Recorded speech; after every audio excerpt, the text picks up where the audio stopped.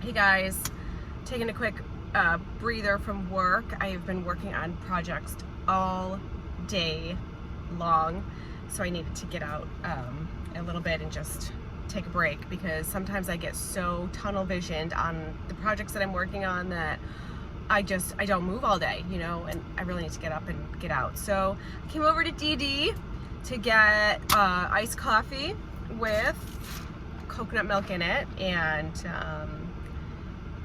I really like this. Their coconut milk is good. I think there's maybe 1 carb per serving or less, so it's not sweetened. I just get the regular black iced coffee with the coconut milk, and it's hopefully gonna help me get through the rest of my day. It is very toasty out today here. Finally, I'm very excited. Good choice. I mean, some of these coffee drinks, the amount of sugar in them, it's insane. If you actually pull up the nutritional information on the drinks that you order, I mean, even milk in itself has a lot of sugar just naturally in it, because it's supposed to be feeding a baby animal. So, you want to be mindful of that stuff as well. I'm not so concerned with the fat in dairy as I am the sugars in it. So something to keep in mind. I wanted to talk a little bit about some of my ketone readings, and like I said, they fluctuate throughout the day. Mine raise and raise and raise. Usually they're the highest in the evening, and I do have still a lot of dawn effect happening. Dawn effect is when your blood sugar raises up naturally, physiological process to wake you up in the morning. So my blood sugar tends to be a little bit higher, but you can see that what I try to eat does not raise my blood sugar. So I was 107 reading when I woke up, and then I worked out, ate some breakfast, got to work and everything like that, and my blood sugar was reading at 104, and that was an hour after eating. So generally, you want to try to eat things that don't give you any blood sugar spikes, and that's when you have the dips in energy, and that is what I have been trying to avoid from happening. So I don't get those anymore unless I eat something that I know is going to do it. And sometimes it happens, everyone's diet's not perfect, and sometimes I really just want something sweet, and it is what it is. And I know going in that it's going to give me a blood sugar spike.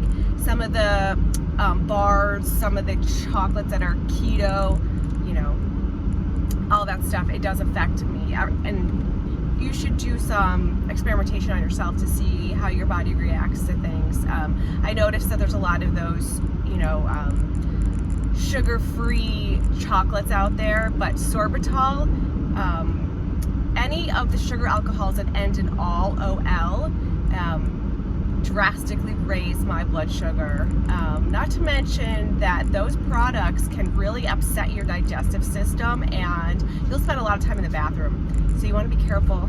You want to be careful with that stuff, because it's not a pleasant situation for your digestive system to have all that in your gut. But the main goal with eating ketogenically is to eat foods that don't raise up your blood sugar,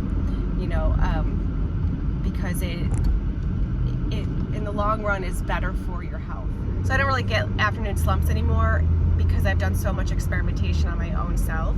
And if you need some encouragement or you want to ask questions, please feel free to do so. I can relay what I've learned, doing my own experimentations, and I can help you figure out how to test yourself and how to start, where to start. I can definitely give you some ideas and some suggestions that have worked for me. I know, a lot of people tend to think that you could just kind of keto-fy normal food, but you really need to change your mentality around it, get past the sweet tooth thing. I still, after I eat, sometimes really want to something sweet, just to get rid of that savory flavor. And I found that eating unsweetened baking chocolate, because my taste buds have changed so much, does a trick. And that's probably going to sound weird to a lot of you, like that's gross, but my whole palate has changed, and regular chocolate now is so sweet and so just strong tasting that it doesn't taste good to me anymore. And that doesn't happen right away, you know, it happens over time. But I find that my body really craves, you know, nutrient dense stuff, the fats, because I am a fat burner now, that it's really satiating. My meals are quite calorie dense, but they're very satiating. They don't spike my blood sugar at all, and I can run off of that energy for a really long time, and that's an amazing feeling. You know, you're not going to eat something that's going to spike your blood sugar, and then an hour later you're looking for something because your blood sugar dropped, and it's that roller coaster that keeps happening over and over and over again to people. And I don't know if maybe I'm just a geek in that way. I'm a geek in that respect, that I really like to learn about all that stuff and you know, do some research into the food industry and look into Monsanto and glyphosate and all the stuff that's sprayed onto the food that we're consuming. And you know, it's very eye-opening. I've been reading about the GAPS diet, and that's a whole nother eating lifestyle, but very interesting nonetheless.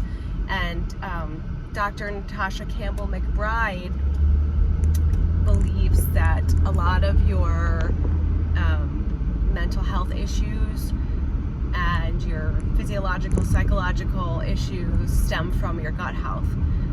She's worked in practices where she has really helped individuals who have some mental health issues or autism issues, autism spectrum issues, and through their diet she was able to alleviate some of their pain, some of their symptoms. It's pretty eye-opening and pretty interesting. She's on YouTube. A lot of her talks and speeches and her book is on there. That's another one to look into. I don't think I'm ready to travel into that scope of things quite yet, but a lot of what she says aligns up with the ketogenic diet too. So that's very interesting. All sides of it. You know, she thinks that you can cure pretty much everything in your body through the foods that you eat and the foods that you avoid. It's another really interesting book, and I did put up the book on my Instagram, Sarah No H 417. I just got home from work, and this is how my son left the garbage can. Does this happen to you? Some products of the day. These are eggs from a local farm, pasture raised, hand harvested. They are the best eggs I have ever tasted. This is what they look like. I had a couple this morning. If you don't think that you like eggs, you really need to try some pasture raised local eggs. These are amazing. Product number 2, horseradish dill pickles, spicy with caraway. All of the things that I love in one jar. Our philosophy is simple. These are amazing. They are simply amazing.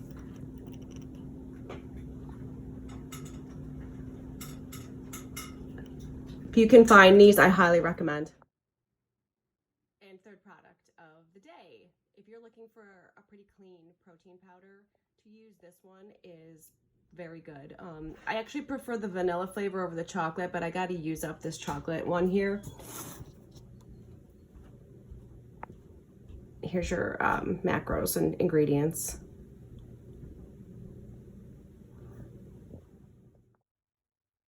Hey there. I just wanted to pop on at the end of the video to thank you for joining me, listening to me ramble about keto, all things keto, which I love to do.